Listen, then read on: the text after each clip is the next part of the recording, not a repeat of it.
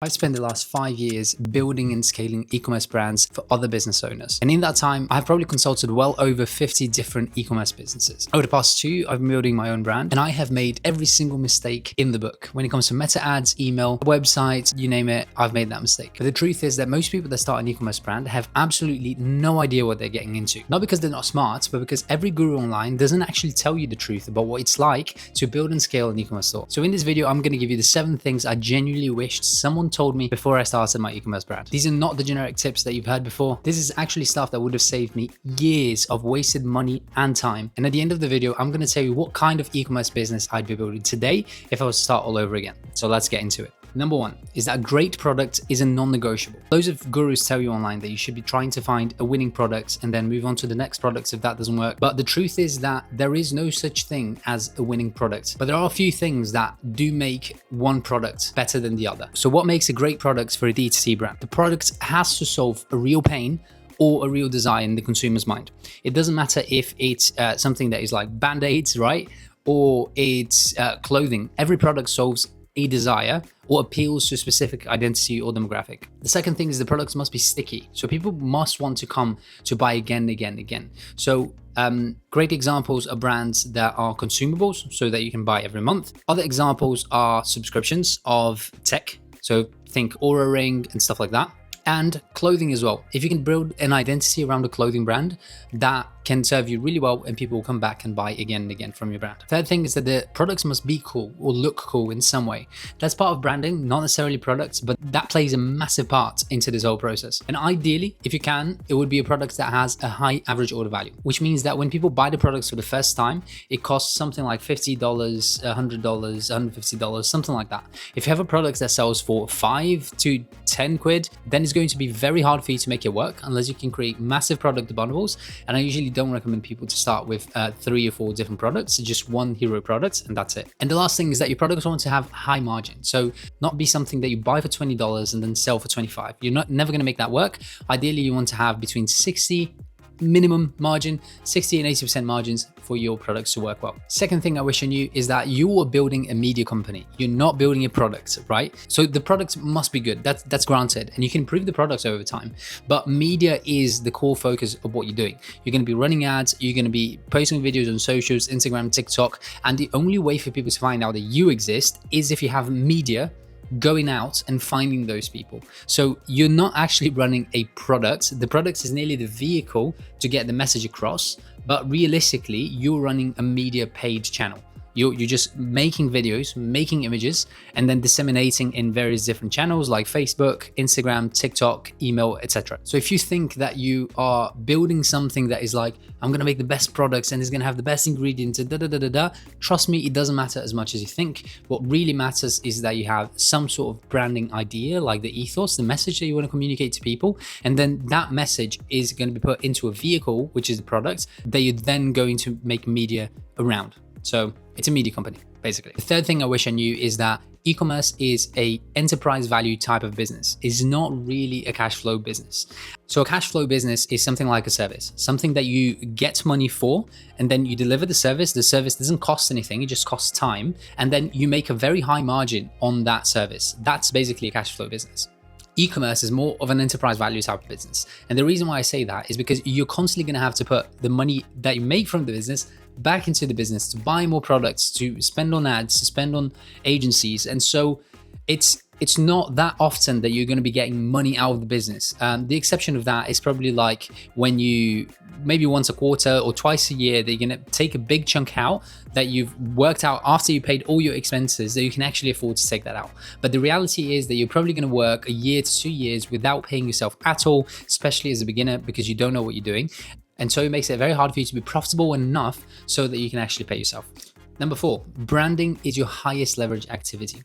As an e-commerce owner, you're going to have to wear many hats. You're going to have to do emails, you're going to have to run ads, you're going to have to make the videos, you're going to have to edit the videos, you're going to have to make the design for things, you're going to have to do your branding, you're going to have to do everything at the beginning. And that's very hard, but it's also the most exciting part. And somewhere down the line, you kind of forget that it's all about branding because you have to do all of these things. And eventually when you start to buy your time back, meaning that like you've hired a designer, you've hired a video editor, and all of those people, then you actually focus on the highest leverage activity, which is branding.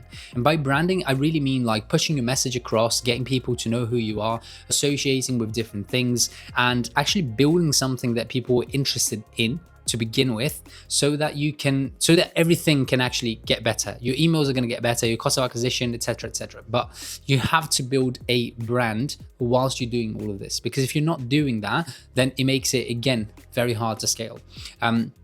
When I used to work at the agency, I used to see all kinds of different brands, and the ones that succeeded the most, and that surprised me the most, to be honest, are the ones that had a very strong organic following to begin with, because they could generate sales without us having to intervene on the ads. And so what happened was that we weren't as reliant on making ads work, and the cost of acquisition that we had just went down. So that's probably a little bit more advanced for this video, but just know that branding is the highest leverage activity that you can be doing, and it will help you massively in the long run. So focus on that. Number 5 is that you won't make money for a long time. And what I mean by that is that, going back to that whole cash flow versus enterprise value idea, the idea with e-commerce is that you're building something that you can ultimately sell. Some people, especially dropshippers, fall into this trap of building in terms of like to get cash. And you can do that, especially if you have a high average order value product. You build, but you don't build any brand in unison with what you're building, and so your brand is basically worth nothing. And when ads stop working or something stops making sense and your margins start to shrink as you scale, because that's going to happen inevitably, then they are left with nothing. And so the reality is that you're probably going to make a lot of money. You're going to have to take all of that money and put it back into the business so you can make more money with the business, and then do that again, and then do that again, and then do that again, until it gets to a point that you can actually afford to pay yourself, or that you can sell your brand, because you've built a brand that has an ethos, that has an idea behind it that makes sense, and that you can actually sell one day. So just keep that in mind. It's very likely that if you're trying to build something cool, something that you like, something that you enjoy, that has a purpose, then you're most likely not going to make money for some time, or pay yourself very minimum wage, which is absolutely fine if you're building something that you love. Number 6 is that it will take a lot longer than you think. I used to think that I was going to scale a brand very quickly, and don't get me wrong, there's a lot of instances where that does happen. I've seen brands scale from 0 to 1.2 million in 7 months, and that's a month, that's monthly revenue, but it is not the standard at all. The reality is that if you're starting out and you haven't built a brand before, you don't know anything about ads, funnels, and so much that goes into it. So the likelihood is that it will take a lot longer than you actually think. But I do think that it's a great way for you to get exposure to every single area that exists in terms of sales and marketing and media as well. And that's going to give you a really unique viewpoint on what it's like to build any business. Because if you do e-commerce, you're going to learn everything. You're going to learn how to make ads, how to edit videos, how to run social media. And so from there, it makes it a lot easier for you to start other businesses. So I nearly do it as a learning experience more than anything else, and view it like that for the first 2 years. Because after the first 2 years, then you actually understand what you're getting into, and you can actually do a lot of other things or decide to stay within the same business, which also makes sense.